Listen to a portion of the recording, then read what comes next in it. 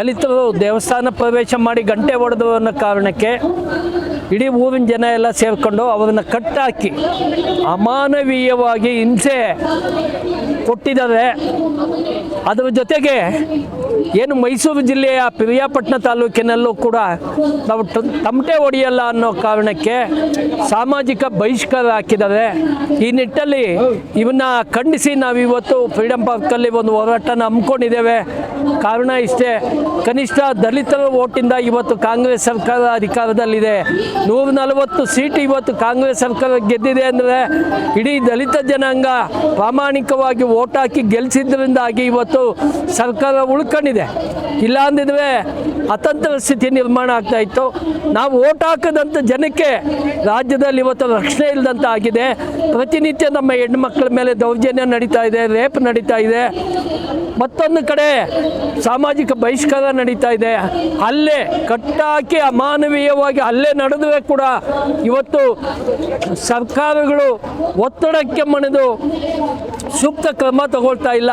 ಆಮೇಲೆ ಪೊಲೀಸ್ ವ್ಯವಸ್ಥೆನೂ ಕೂಡ ಇವತ್ತು ಏನಾಗ್ತಾ ಇದೆ ಅಂದರೆ ದುಡ್ಡಿರೋರಿಗೆ ಮಾತ್ರ ರಕ್ಷಣೆ ಸಿಗ್ತಾ ಇದೆ, ದುಡ್ಡಿಲ್ಲದವ್ರಿಗೆ ರಕ್ಷಣೆ ಇಲ್ಲದಂತ ಆಗಿದೆ.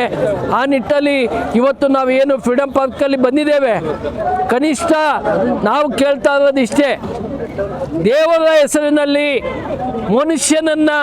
ಮನುಷ್ಯನನ್ನಾಗಿ ಕಾಣಿ. ನಾವೆಲ್ಲ ಮನುಷ್ಯರ ಥರ ಕಾಣ್ತಾ ಇಲ್ವಾ? ಪ್ರಾಣಿಗಳಿಗಿಂತಲೂ ಕಡೆಯಾಗಿ ನಡೆಸ್ಕೊಳ್ಳೋದು ಎಷ್ಟು ಸರಿ?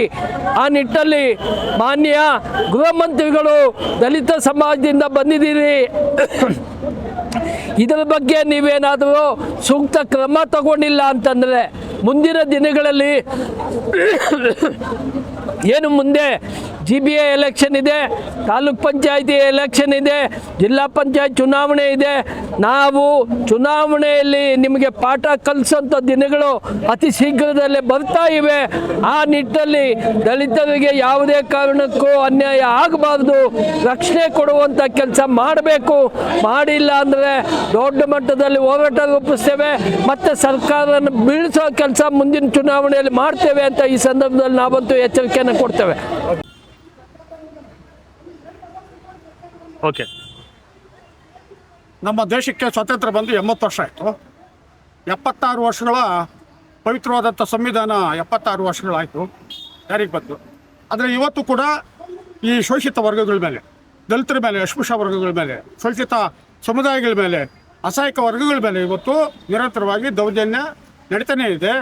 ಸುಮಾರು ವರ್ಷಗಳ ಕಾಲ, ಸಾವಿರಾರು ವರ್ಷಗಳ ಕಾಲ ಏನು ಮನುಸ್ಮೃತಿ ಆಧಾರದ ಮೇಲೆ ಈ ದೇಶ ನಡೀತಿತ್ತು, ಆ ಮನುಸ್ಮೃತಿ ಆಧಾರದ ಮೇಲೆ ಏನು ಈ ದೇಶದ ಚುಕ್ಕಾಣಿ ಹಿಡಿದಂಥ ಆಡಳಿತಗಾರರು ಇವತ್ತು ಏನು ನಿರಂತರವಾಗಿ ದೌರ್ಜನ್ಯ, ಅನ್ಯಾಯ, ಅತ್ಯಾಚಾರ, ಹಲ್ಲೆ, ಕೊಲೆ, ಸಾಮಾಜಿಕ ಬಹಿಷ್ಕಾರಗಳಂಥ ಕ್ರೂರ ಪದ್ಧತಿಯನ್ನು ಏನು ಅಳವಡಿಸ್ಕೊಂಡಿದ್ರು, ಸ್ವಾತಂತ್ರ್ಯ ನಂತರವೂ ಕೂಡ ಇವತ್ತು ಕೂಡ ಮುಂದುವರಿತಾ ಇದೆ. ಇದು ಅಕ್ಷಮ್ಯ ಅಪರಾಧ. ಜನಪರ ಸರ್ಕಾರ ಅಂತ ಹೇಳಿ ಏನು ನಮ್ಮನ್ನು ಆಳ್ತಾ ಇರತಕ್ಕಂಥ ಕಾಂಗ್ರೆಸ್ ಸರ್ಕಾರದಲ್ಲೂ ಕೂಡ ದಲಿತರಿಗೆ ರಕ್ಷಣೆ ಇಲ್ಲ ಅನ್ನೋಂಥದ್ದು ಒಂದು ಭಾಳ ದುಃಖಕರವಾದಂಥ ವಿಚಾರ, ವಿಷಾದನೀಯವಾದಂಥ ಸಂಗತಿ. ಇವತ್ತು ದಾವಣಗೆರೆ ಜಿಲ್ಲೆ ಬೆಳಗಲೆ ಗೆರೆ ಅಂತೇಳಿ ಒಂದು ಹಳ್ಳಿ ಒಳಗಡೆ ನಮ್ಮ ಯುವಕರು, ದಲಿತ ಯುವಕರು ಪ್ರಾಂಗಣಕ್ಕೆ ಹೋಗಿ ಗಂಟೆ ಅಲ್ಲಾಡಿಸಿದ ಕಾರಣಕ್ಕಾಗಿ, ಗಂಟೆ ಹೊಡೆದ ಕಾರಣಕ್ಕಾಗಿ ಇವತ್ತು ಅವ್ರನ್ನ ಇಡೀ ಯುವಕರನ್ನ ಕಂಬ ಕಟ್ಟಿ ದೌರ್ಜನ್ಯ ಮಾಡ್ತಾರೆ, ಹಲ್ಲೆ ಮಾಡ್ತಾರೆ, ಸಾಮಾಜಿಕ ಬಹಿಷ್ಕಾರಗಳು ಆಗ್ತಾರೆ ಅಂತ ಹೇಳಿದ್ರೆ ಅಂಥ ದೇವರುಗಳು ನಮಗೇನು ಬೇಕು? ಇಂದು ನಾವೆಲ್ಲ ಒಂದು ಅಂತೇಳಿ ಬೆಳಗ್ಗೆ ಇದ್ರೆ ಪುಂಗಿ ಉತ್ತಾರೆ. ಇವತ್ತು ಅಂದ ರಕ್ಷಣೆಗೆ ಬಾರದಂಥ ದೇವರುಗಳು ನಾವೆಲ್ಲ ಧಿಕ್ಕರಿಸ್ಬೇಕಾಗಿದೆ. ಈಗ ಅಯೋಧ್ಯೆ ಒಳಗಡೆ ರಾಮನ ಉಂಡಿ 200 ಕೋಟಿ ರೂಪಾಯಿ ರಾಮನ ಉಂಡಿ ಮಾಡಿದ್ರು, ಹಣನ ಮಾಡಿದ್ರು. ಇವತ್ತು ರಾಮ ಇದ್ದಿದ್ರೆ, ಜೀವಂತವಾಗಿ ಇದ್ದಿದ್ರೆ ಇವತ್ತು ಯಾರು ದಗಕೋರರಿಗೆ, ಉಂಡಿ ಕಳ್ಳರಿಗೆ ಬಾಣೆ ಬಿಡ್ಬೇಕಾಯ್ತು, ಬಾಣೆ ಬಿಟ್ಟು ಅವ್ರನ್ನ ಇದು ಮಾಡ್ಬೇಕಾಯ್ತು. ಅಂದರೆ ಇದು ಅದರಿಂದ ಗೊತ್ತಾಗ್ತದೆ ನಮಗೆ ದೇವರಿಲ್ಲ ಅಂತೇಳಿ. ಆದರೆ ಇಂಥ ಪರಿಸ್ಥಿತಿಗಳು ಏನೋ ಮೈಸೂರು ಜಿಲ್ಲೆ ಬೇರೆ ಬೇರೆ ಭಾಗಗಳಲ್ಲಿ ಇವತ್ತು ಪೊಲೀಸ್ ಇಲಾಖೆಯರು ಎಲ್ಲ ರಿಯಲ್ ಎಸ್ಟೇಟ್ ಏಜೆಂಟ್ಗಳಾಗಿದ್ದಾರೆ. ನಮಗೆ ರಕ್ಷಣೆ ಸಿಗ್ತಾ ಇಲ್ಲ. ಪರಿಷ್ಠ ಜಾತಿ ಪರಿಷ್ಠ ವರ್ಗಗಳ ದೌರ್ಜನ್ಯ ತಡೆ ಕಾಯ್ದೆ ಇದ್ರೂ ಕೂಡ ಅದು ನಮ್ಮ ರಕ್ಷಣೆಗೆ ಬರ್ತಾಯಿತ್ತು. ಇವತ್ತು DCR ಅಂದರೆ ನಾಗರಿಕ ಹಕ್ಕು ಜಾರಿದಳ ಇದೆ, ಅವರು ಕೂಡ ಅಸಮರ್ಥರು. ಇವತ್ತು ನಮಗೆ ರಕ್ಷಣೆ ಕೊಡಲಿಕ್ಕೆ ವಿಫಲರಾಗಿದ್ದಾರೆ, ಸಂಪೂರ್ಣವಾಗಿ ವಿಫಲರಾಗಿದ್ದ ಕಾರಣಕ್ಕಾಗಿ ನಾವಿವತ್ತು ಗೃಹ ಮಂತ್ರಿಗಳಿಗೆ ಮನವಿ ಕೊಡುವಂಥ ಒಂದು ಕಾರಣಕ್ಕಾಗಿ ಇವತ್ತು ಈ ಸಣ್ಣ ಪ್ರತಿಭಟನೆ ಮಾಡ್ತಾ ಇದ್ವಿ.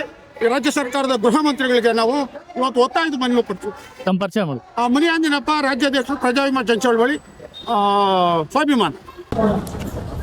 ದಲಿತರ ಅವಮಾನಗಳು ಆಗ್ತಾ ಇದ್ದಾವೆ. ಅದರ ಕಾರಣಗಳು ಏನಪ್ಪ ಅಂದರೆ ಗಂಟೆಗಳು. ಈ ಭಾರತ ದೇಶದಲ್ಲಿ ಯಾವತ್ತು ಗಂಟೆಗಳು ಸ್ಟಾರ್ಟ್ ಆಯಿತು, ಆ ಗಂಟೆಗಳ ಹಿಂದೆ ದೊಡ್ಡ ಒಂದು ಜಾತಿವಾದಿಗಳೇ ಇದ್ದಾವೆ. ಆ ಗಂಟೆಗಳನ್ನ ಫಸ್ಟು ನಾವು ಇಡೀ ಭಾರತ ದೇಶನೇ ಆ ಗಂಟೆಗಳನ್ನ ಫಸ್ಟು ತೆಗಿಬೇಕಂದ್ರೆ ಫಸ್ಟ್ ನಾವು ಒಗ್ಗಟ್ಟಾಗಬೇಕು.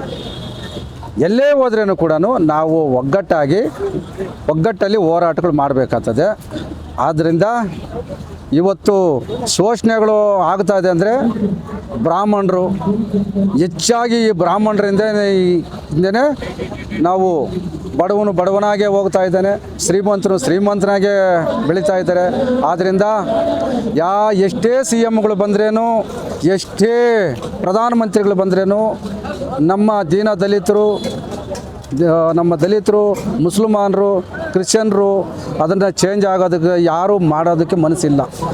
ಆದ್ದರಿಂದ ಅದು ಮನಸ್ಸು ಮಡಗಬೇಕಂದ್ರೆ ದಲಿತರುಗಳು MP ಗಳಾಗಬೇಕು, MLAಗಳಾಗಬೇಕು, CMಗಳಾಗಬೇಕು. ಚೇಂಜ್ ಆಗಬೇಕಾದ್ರೆ ಭಾರತ ದೇಶದಲ್ಲಿ ಹೆಚ್ಚಿನ ಸಂಖ್ಯೆಯಲ್ಲಿ ಪ್ರಧಾನಮಂತ್ರಿ ಅಂತ ಇವತ್ತು ಏನು ನರೇಂದ್ರ ಮೋದಿ ಇದ್ದಾರೆ, ಅವರು ಇದನ್ನು ಚೇಂಜ್ ಮಾಡೋದಕ್ಕೆ ಅವ್ರಿಗೊಂದು ಮನಸ್ಸಿರಬೇಕು. ಇವತ್ತು ನೋಡಿ ಜಂತರ್ ಮಂತರ್ನಲ್ಲಿ ನ್ಯಾಯಕ್ಕಾಗಿ ಹೋರಾಟ ಮಾಡಿದ್ರು, ಅಲ್ಲಿ ಲಾಠಿ ಚಾರ್ಜ್ ಮಾಡಿ ಮೈಗಳು ಊದಿಸಿದ್ದಾರೆ. ಎಲ್ಲಿ ನಮ್ಮ ಭಾರತ ದೇಶದಲ್ಲಿ ಪ್ರಧಾನಮಂತ್ರಿಗೆ ಇರೋಂಥ ಜಾಗದಲ್ಲಿ, ಪಾರ್ಲಿಮೆಂಟು ನಡೆಯೋ ಜಾಗದಲ್ಲಿ ಅಮಾಯಕವಾಗಿ ಜಂತರ್ ಮಂತರ್ನಲ್ಲಿ ಹೆಣ್ಣು ಮಕ್ಕಳನ್ನ ಅಮಾಯವಾಗಿ ಒಡೆದು ಬರ್ರಂಗೆ ಮಾಡಿ ಅವ್ರನ್ನ ಚಿತ್ರಿಂಸೆ ಮಾಡಿದ್ದಾರೆ. ನರೇಂದ್ರ ಮೋದಿ ಏನು ಮಾಡ್ತಾ ಇದ್ದಾರೆ? ಈ ಭಾರತ ದೇಶಕ್ಕೆ ನ್ಯಾಯ ಕೊಡೋಕೆ ಬಂದಿದ್ದಾರಾ, ಇಲ್ಲ ಬ್ರಾಹ್ಮಣರಿಗೆ ಮಾತ್ರ ನ್ಯಾಯ ಮಾಡೋಕ್ಕೆ ಬಂದಿದ್ದಾರಾ? ಅದನ್ನು ಪ್ರಶ್ನೆ ಮಾಡಬೇಕು. ನಮ್ಮ ಭಾರತ ದೇಶದಲ್ಲಿ ಇದನ್ನೆಲ್ಲ ನಾವು ಯೋಚನೆ ಮಾಡಬೇಕು. ಈ ರಾಜ್ಯದಲ್ಲಿ ಅಷ್ಟೇ DK ಶಿವಕುಮಾರ್ ಅವರು ಏನು ದಲಿತರಿಗೆ CM ಕೊಡ್ಬೋದಾಗಿತ್ತು, ಯಾರೂ ಅದನ್ನು ಕೇಳಿಲ್ಲ. ನಮ್ಮ ದಲಿತರಿಗೆ ಯಾರಿಗೂ ಗುಂಡಿಗೆ ಇಲ್ಲ. ನಮ್ಮ ದಲಿತರಿಗೆ ಸೀಟ್ ಕೊಡಿ ಅಂತ ಎಷ್ಟು ದಲಿತ ಸಂಘಟನೆಗಳು ಹೋರಾಟ ಮಾಡಿದ್ದೀವಿ.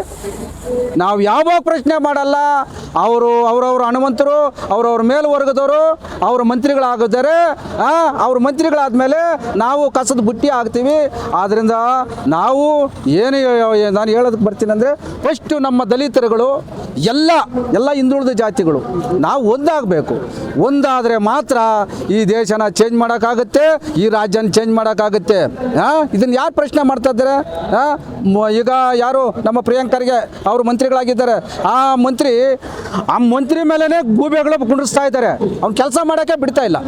ಆದ್ದರಿಂದ ನಾವೇನು ಮಾಡಬೇಕು? ಈಗ ನೋಡಿ ತಮಿಳ್ನಾಡು ವಿಜಯ್ನ ಸುಮ್ಗೆ ಕೆದಕಿದ್ದಾರೆ.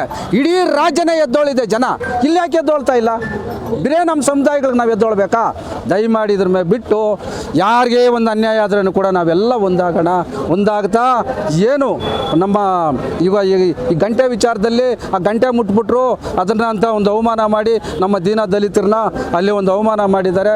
ಅದನ್ನು ಮುಂದಿನ ದಿನಗಳಲ್ಲಿ ಅಲ್ಲಿಗಾನ ಹೋಗಿ FIRಗಳು ಮಾಡಿ ಅವರಿಗೆ ಶಿಕ್ಷೆಗಾನ ಕೊಡಿಲ್ಲ ಅಂದರೆ ರಾಜ್ಯದಂತ ನಾವು ದಂಗೆ ಎದ್ದೋಳಿ ನಾವು ದಾವಣಗೆರೆಗೆ ಬರೋದಕ್ಕೆ ನಾವು ಸಿದ್ಧವಾಗಿರ್ತಿದ್ದೀವಿ ಅಂತ ಹೇಳ್ತಾ ನಾನು ಮಾತನ್ನು ಮುಗಿಸ್ತಾ ಇದ್ದೀನಿ. ಕರ್ನಾಟಕ ಜನಾಂದೋಲನ ಸಂಘಟನೆ ರಾಜ್ಯ ಪ್ರಧಾನ ಕಾರ್ಯದರ್ಶಿ ಸಿದ್ಧಲಿಂಗಪ್ಪ. ನಾವು ಉತ್ತರ ಕೊಡಬೇಕಾಗ್ತದೆ. ಈಗಲೇ ಕೂಡಲೇ ಕಾನೂನುಬದ್ಧವಾಗಿ ಅವ್ರ ಮೇಲೆ ಕ್ರಮ ತಗೊಳ್ಬೇಕಂತ ಈ ಸಂದರ್ಭದಲ್ಲಿ ನಾವು